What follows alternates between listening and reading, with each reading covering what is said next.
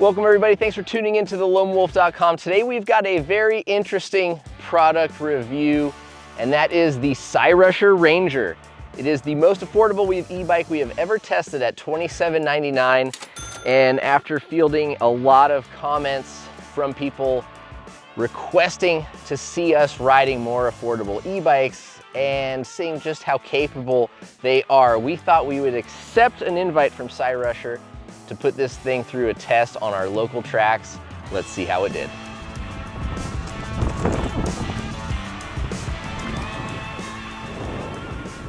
All right, folks, so as we said, this is not a bike or category that we normally test at the Loam Wolf. We love testing affordable bikes. We've done a sub $2,000, sub $3,000 shootout for non-electric mountain bikes. And we are huge proponents of affordable bikes when they can and should be. However, a lot of our testing is focused on performance-minded equipment for higher tier and more aggressive riders. However, we still try to focus on recommendations for people who maybe won't ever reach that level of riding, don't want to, are looking just to get outside and ride, because those people are just as welcome and we are just as happy, if not more stoked, to see them out on the trails. And I think that's where this bike fits into it. So I think it's pretty easy for a mountain biker to see that this is not an e-mountain bike. It is an electric bike with fat tires and dual suspension. And in fact, when Cyrusher reached out to us to review this bike, we get 20 emails a month from people wanting to send us bikes just like this to test and review. And we always turn them down because we just don't think that they would get the review that they are expecting. There are a lot of people out there that test and review bikes and give these things glowing reviews for how fast and powerful and great they are on the bike path, and that's just not what we do. But that being said, we've seen more and more comments from people calling us out saying that we're crazy and that there's no need to test e-bikes that are this expensive and there's no difference in the performance. So here we are, we said yes. We're going to evaluate just how big the difference in performance is and if that matters to everybody. My father-in-law is a prime example, right? He saw this bike kicking around in the garage and was like, oh, that thing's pretty cool looking. And I said, after we're done reviewing it, it's yours, take it. And I think for him, the riding around he's going to do on his property or maybe down to the coffee shop, this bike is going to be sufficient for him and it will be totally great. And there's a lot of people that are not going to do anything more than that. And this could be the bike for you. For mountain bikers who've been watching our tests and our shootouts, you might just have fun watching us beat this thing down. So let's get into some of the details real quick. Again, $27.99 is the price tag. We will have a discount code. We'll put it up here as well as down in the description below. This is a 6061 alloy frame. It is a 1040 watt hour battery. It has a 2-year warranty on the frame and parts and a 1-year warranty on the battery. We have a smart color LCD screen here, which gives you some really cool info. Very easy to see, actually pretty nice. There are 5 power modes available of assist, and it also has a half twist throttle. So depending on what you want to do, if you want a little bit of assist instantly, you can roll that throttle on. Headlight and a horn. How about that? There is suspension on the bike. I would say mostly for looks, but it does go up and down, but not in a very controlled way. The Kenda Crusader tires offer plenty of cushion and are big and wide, which I think is all a lot of people really care about. So the bike weighs 78 pounds, so we'll get that one out there right now. The battery is removable with a key, and that thing weighs over 10 pounds. So I guess you could drop the battery out and have a bike that's 68 pounds for loading it in and out. But if you are looking to load this thing onto a bike rack, into a car, push it upstairs into an apartment, be warned, it is a very heavy bike at 78 pounds. It has a Shimano Altus 9-speed drivetrain. We'll talk about the gearing criticisms we have as well in the ride impressions, but it works, it shifts well, and for, I would say, most flatter applications, right, which is I think where most people are going to ride this bike, more than sufficient. Something I've noticed with a lot of these brands is that they don't give you a lot of information on the bike. So we don't have a ton to tell you about the geometry. We measured out a few numbers just because we wanted to kind of compare things to the bikes that we normally ride and test and compare them here. So 569 millimeter reach. The chainstays are 527 millimeters, which is rather long and gonna aid in the stability, and a 1,338 millimeter wheelbase. So a rather long wheelbase thanks to the long stays and a pretty significant reach on the bike. So Cyrusher claims that this bike will fit most riders in the 5'7" to 6'6" range. Depending on how efficient and ergonomic you want the bike to be, I might not agree with that 6'6" number, but I guess depending if you want to get a seat post extension, you might be able to get up there. But even at 5'11", I'm having to run this thing probably about 3 inches higher than you currently see it, and that's got to be getting close to max seat post size. But again, you've got so much assistant power that maybe you don't need to get that full extension for a proper pedal stroke. But again, I'll kind of leave that up to you and how seriously you take your cycling adventure. All right, so now that we've laid a little bit of the groundwork down and learned about the bike, let's hit the trails and give you some ride impressions. From a power standpoint, I wouldn't say it's as powerful feeling as some of the full power e-bikes that we test, like the higher end bikes that are running, 85 to 108 Newton meters of torque. This Bafang hub motor is the first hub drive mountain bike I've actually tested. I've ridden hub drive bikes in urban applications, but never mountain biking, mostly because of the cost, lower tier bikes and components, and the weight. It's just not really common in our world of higher end electric mountain bikes, but obviously that's not the world that everybody lives in. So we're just trying to test the capabilities of it here, and we are making it up this mountain. It's about to get really technical, and I'm frankly a little bit worried, but let's see what happens. Oh, all right. Okay, so, all right, so it's got the power. I'm actually really surprised because the gearing is very,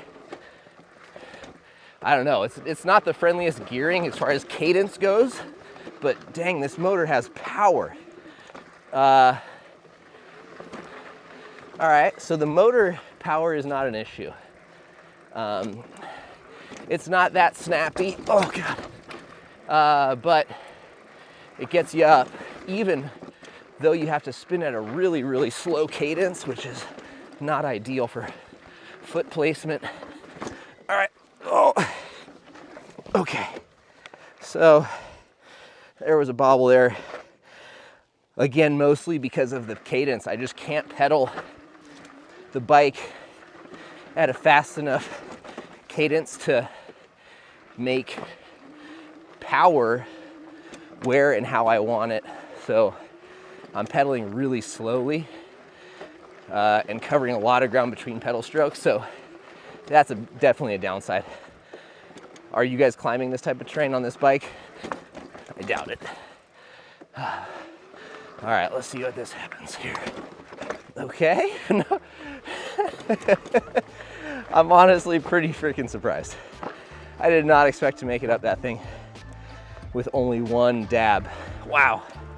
As I said, I made it through there very surprisingly with only one dab.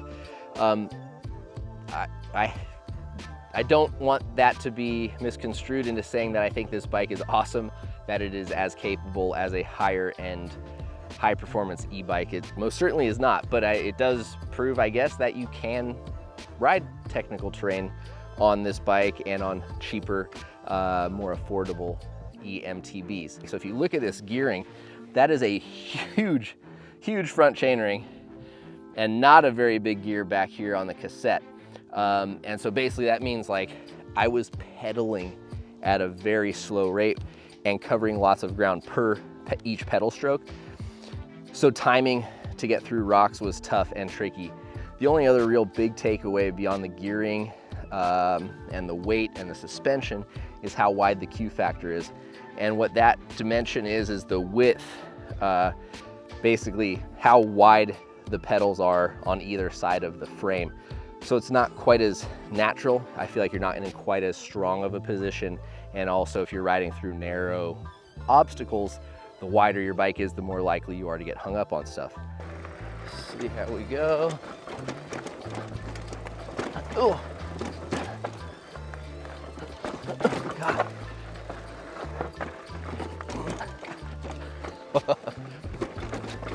Oh God. Well, I mean, oh boy.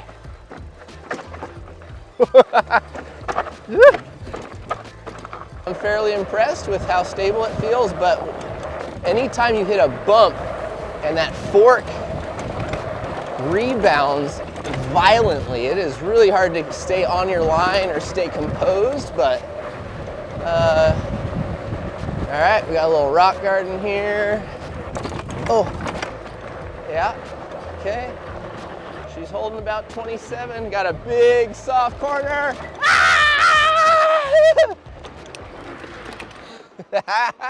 All right, folks, so thanks for sticking along with the ride. So far, we're gonna talk about our final impressions and ride thoughts on the Cyrusher Ranger. I have to get this off my chest first and foremost. This is not an extreme mountain bike for extreme mountain bike riders, and I know Cyrusher is not the only one guilty. There's a lot of these direct-to-consumer online catalog e-bike brands that market their bikes as such, right? Ready for the gnarliest adventure. And I just felt like I had to say that this bike isn't that bike, and none of the bikes that I've seen under, you know, a certain price point are going to be that. But that's okay, because everyone's, I guess, idea of an extreme adventure is different. But I just felt like if you are by chance a mountain biker and you see this, you need to know this isn't really going to be a mountain bike. This is a dual suspension, fat tired electric bike. And it can absolutely be ridden off-road in the dirt and on some trails. And so now we'll get into the impressions with that off my chest. The bike has held up surprisingly well. Bolts have stayed tight, the spokes are tight. I haven't lost a chain, haven't stripped anything. So that to me is saying a lot for a bike that's, you know, kind of this build and quality, and what we've put it through out on the trail and in our normal ride testing, right? We've used it to commute to work, ridden it around on the sidewalks to and from, just kind of put, you know, some basic urban miles on it on little bike paths and green belts before kind of the final analysis out here on the trails. And in those applications, the bike absolutely performs great, a 28 mile an hour maximum speed. So whether, you know, you're just wanting to zip along or put it into a lower assist or even just use the throttle, there's a lot of versatility for a different type of rider. So I think if you're, you know, an RVer and you want to put this on weight, 75, 80-ish pounds, you're gonna have to check and be conscious of that. But if you're a camper, you know, you want something to get around the campground, maybe right out on the beach or to the local store down a path, absolutely this bike will handle it. Like my father-in-law, right? If you've got a ranch and you just want to ride around your property, you know, and park the gator for a while and drive this thing around, totally a good option. If you maybe have really bad potholy roads and you just want a little bit more of an aggressive, stylish, you know, looking electric bike, the Cyrusher Ranger absolutely delivers. Just know though that it's not a aggressive mountain bike. So excluding that kind of aggressive mountain bike mindset, I'm gonna point out a couple of little criticisms I have that I don't think will be limited to experienced expert riders noticing. And one is this fork. It tops out violently. We have tried experimenting with more and less compression, although we knew that wouldn't really do much.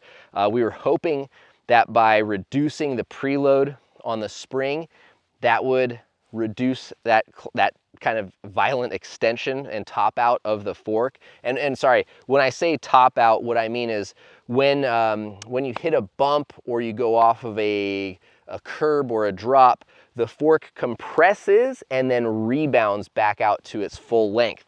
So when the front tire comes off the ground in one of those impacts, right, like going off of a curb or something, like a bump that kind of gets the bike airborne for a split second, when that fork rebounds to full extension, it does so in a very fast and violent manner, and it makes a loud clunk, and it can reverberate and feel pretty aggressive through the handlebar. So that fork is definitely a downside.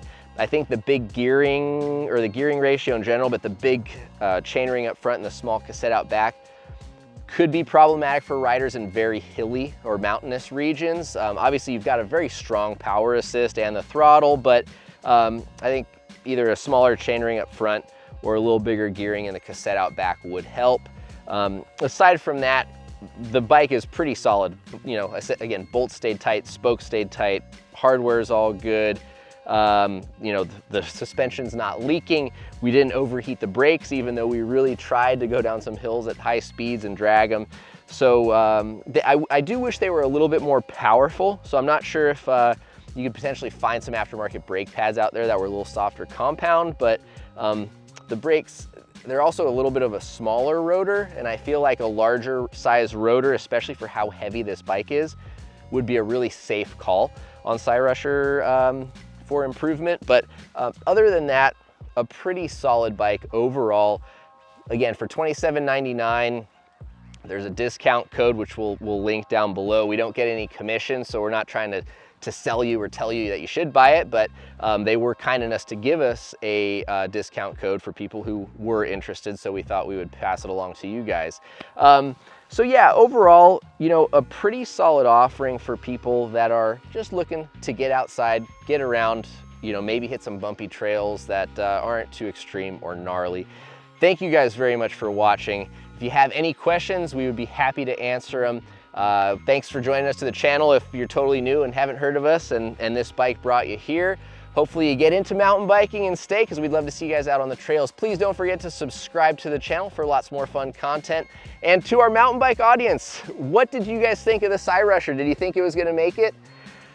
Do you think you could go out and ride it and put down a similar time on a bike like this compared to your high performance mountain bikes? We'd like to know what you think the split difference would be on a downhill race run. That was one thing we didn't get to do yet, and maybe we'll do. So let us know what you guys think. Thanks for watching, and we'll see you out on the trails. Okay, can we Scandi flicker? Oh my gosh.